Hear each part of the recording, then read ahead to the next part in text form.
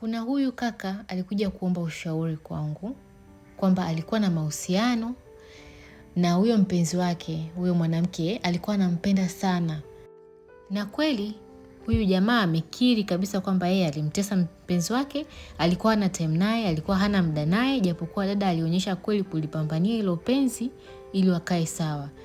Ikapita miaka kadhaa, baadaye siku moja tu yule dada akaja akamwambia waachane. Na jamaa akamjibu poa kwa sababu alijua ni jambo ambalo la kawaida kwamba mwanamke anaenda anarudi, anaenda anarudi. Lakini safari hii ikawa tofauti, huyo msichana ikawa ameenda moja kwa moja. Kwa hiyo ndipo sasa ule uhalisia ukamjia huyu kaka, na sasa akaja kwangu anaomba ushauri jinsi ya kumrudisha mpenzi wake. Of course nilimshauri vitu kwa sababu mpaka akaja kwangu tayari alikuwa ameshajitahidi, kashambebeleza, kashaomba misamaha, kashahangaika, kashafanya mambo mengi kumrudisha tena yule mpenzi wake, na anadai kwamba anaumia sana, anataka arudi lakini imeshindikana. Sasa hii ni sehemu ya ushauri ambao nilikuwa nampatia. Nataka na wewe isikilize.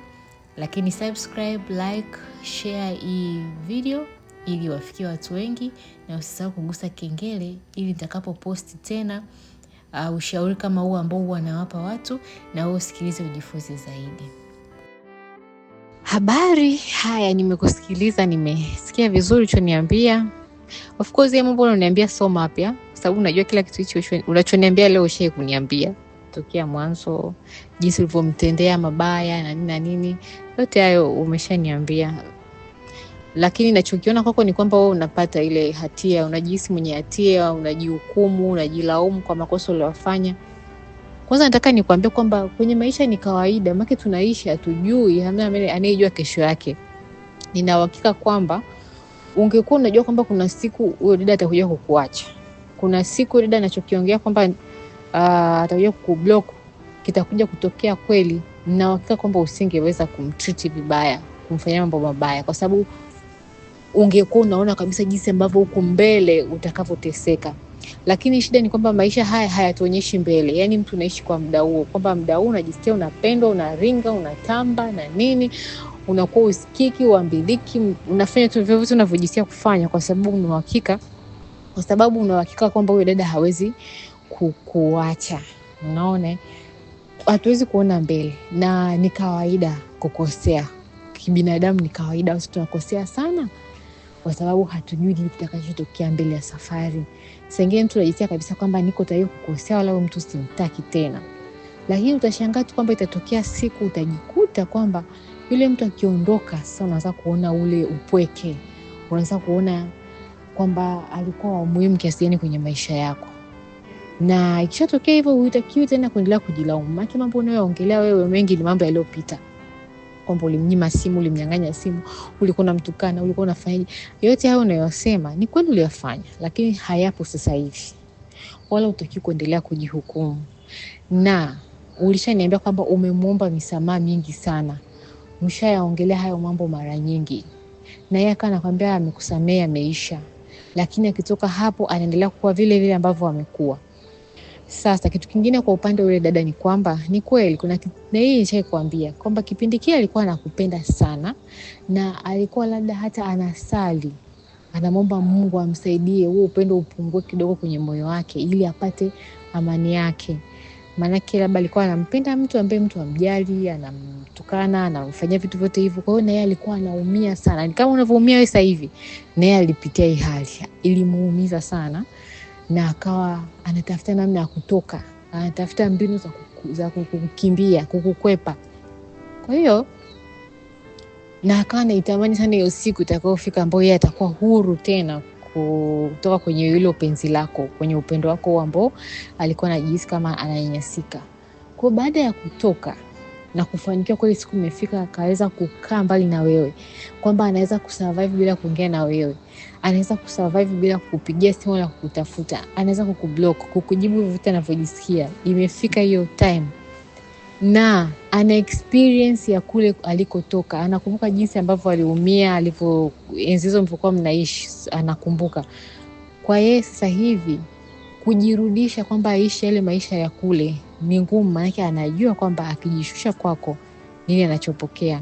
Anajua kwamba akivumilia, akikutii na kukupa zile adabu ambazo unataka wewe kuziona, anajua jinsi gani maki kokote alipita kwenye kujishusha, kukutii na huko unamfanyia ile ulikuwa unamfanyia. Kwa hiyo anaogopa kwenda kule.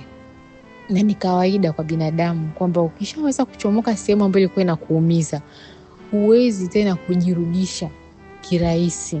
Inaweza ikachukua muda sana. Unaone? Na ndio maana inayokuja point yangu mimi kwamba wewe unahitaji kumpa muda kukumisi.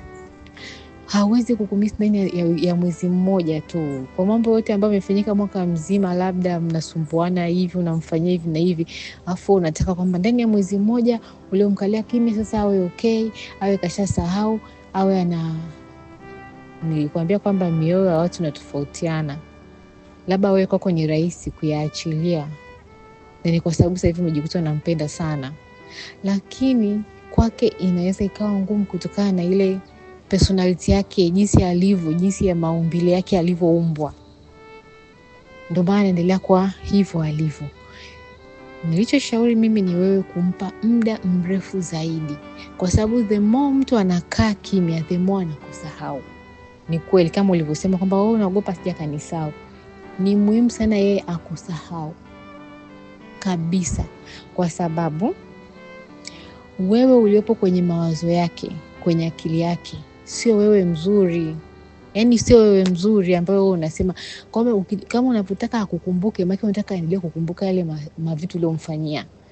Unavutaka aendelee kukuwaza sana ndani ya siku sijui siweje, maana yake unataka aendelee kukushikilia. Maana wewe na yeye, yani yeye hana experience nzuri kwako. Mpaka mwanamke anapojitoa na kukimbia mbali kwa mkaka ambaye anaonekana ni handsome na nini, ana vitu vizuri, anamtreat vizuri, anampa hela, anafanyaje, yule mwanamke akikimbia, maana yake ni kwanza alikuwa hajafuata hela zako, alikuwa amekupenda wewe kama ulivyo. Kwa anapokimbia, anakimbia ile version yako, yani anakimbia wewe yule ambaye umemtreat vibaya. Anakimbia wewe yule wa matusi, yule wa kupanic, yule short tempered, anamkimbia wewe huyo. Kwa hiyo ndio maana nakwambia inabidi umpe time, aanze kusahau hivyo vitu ulivyomfanyia. Avisahau. Yaani hawezi kusahau kitu ambacho wewe hata mwezi hujakatika ulimtukana tena, alivyokuwa anakwambia anaenda kumwambia kakako, ukatukana tena tusi, ukafanya reaction. Yaani bado vipo vinaishi, ni muda mfupi. Ndio maana mimi pale nikwambia kaa miezi 3. Umeona? Yaani point yangu mimi sio kwamba uteseki au mwachane. Point yangu ni kwamba yule dada inabidi amsahau wewe yule uliyekuwa unamfanyia hayo mavitu. Umeona? Kwa hiyo mtu anapojiweka busy na vitu vingine, anapostruggle kufanya vitu vingine, anamsahau wewe yule aliyemtesa. Kwa baada ya muda fulani mnapokuja kukutana tena, anakuona, anakuwa hana memory za haraka kuhusiana na matendo yako mabaya. Anakuona wewe yule sasa, kama anakutana na wewe yule handsome hivi, anajua kwamba mmetengana muda mrefu, mnasalimiana vizuri, yani hawezi kuwa bado na hasira. Unajua hasira wewe ina kikomo chake. Especially kama hiyo hasira inakuwa haichokozwi.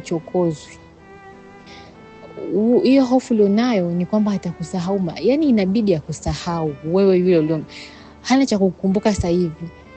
Kuna siku nilikwambia chagua moja, either ukae mbali naye ili akumiss. Yaani kukumiss maana yake inabidi asahau tabia zako hizo zote, maana zilizojaa kichwani mwake.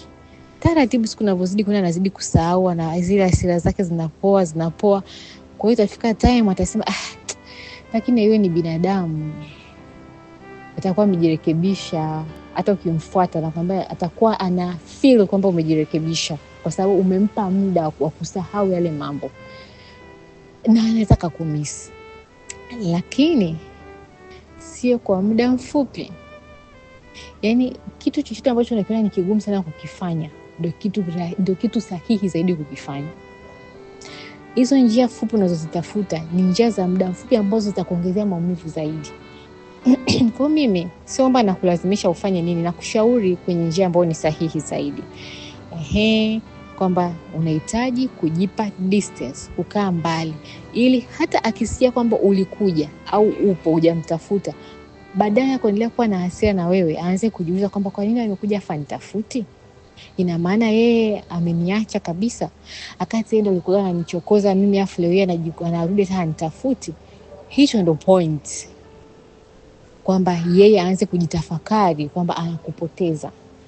Lakini wewe kurudi tu ghafla na kuanza kumtafuta, kusema muongee, ndio atakusikiliza. Hajakaa muda mrefu, hajasahau, ataendelea kukuona wewe yule yule wa ubabe. Kwa mtu ambaye uliwahi kumuumiza mpenzi wako na sasa unamhitaji tena, nadhani umejifunza kitu. Uwe ni mwanamke au mwanaume, umejifunza kitu kwenye ushauri ambao nilikuwa nampatia huyu mwenzetu. Basi nitakuwa na series za kutoa baadhi ya ushauri ambao nilishashauri watu, ili na wewe usikilize, ujifunze kupitia ushauri wa watu wengine.